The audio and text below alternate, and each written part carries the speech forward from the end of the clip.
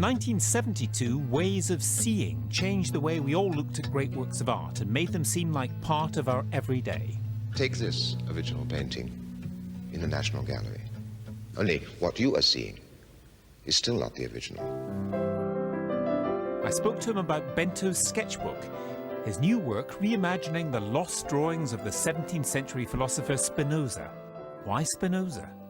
He has interested me as a philosopher for most of my life. I mean, anyway, since I was a young man.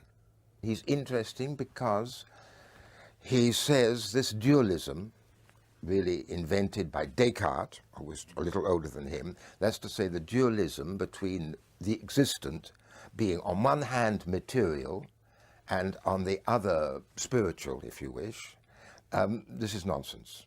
They in fact make a whole, they are a unity. But he's a philosopher, he's a thinker, he was also, because he had to support himself, a maker of things. Yes, he was a lens grinder. Which helps you see differently, or helps you see better, and that's also what you do. Maybe, you know, when he was living was the great period of new discoveries thanks to the telescope and the microscope. So the microscopic and the macroscopic were very, very much preoccupations of his time, needing lenses, at which he ground to earn his living, having been fiercely, wildly excommunicated by the Jewish religion as a heretic and non-believer and so on and so on.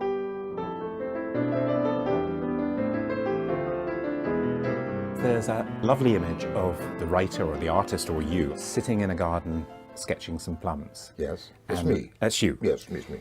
And there's a snail as well. Yes. That's not me. That's not you.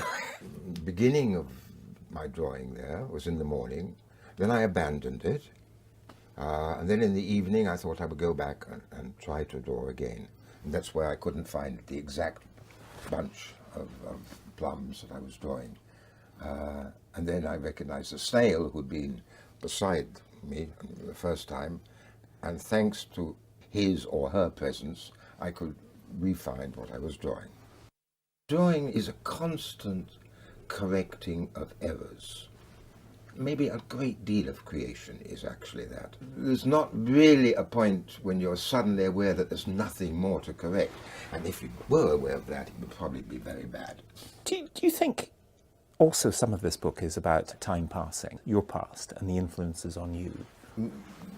No, I mean, I don't think that it is in any way a sort of autobiography. It seems to me that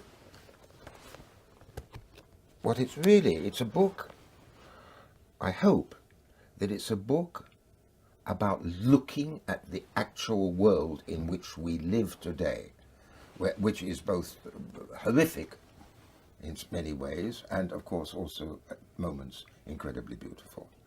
My political views are an intrinsic part of my view of the truth and of how I see life. The label Marxist, which was put on you, I mean, do you see that in any way helpful? I have claimed myself to be a Marxist. I mean, it's not something that I deny. And what I mean by that is that my reading of Marx from a very early age helped me enormously to understand history and therefore to understand where we are in history and therefore to understand what we have to envisage as a future, thinking about human dignity and justice.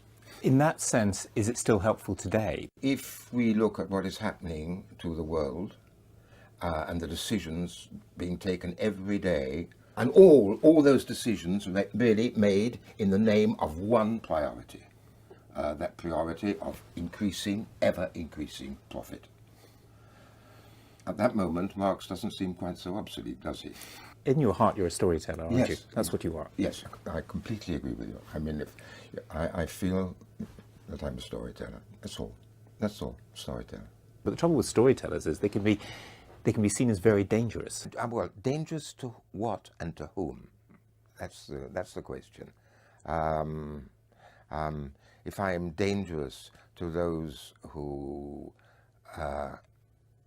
run the new economic order, I'm proud of that.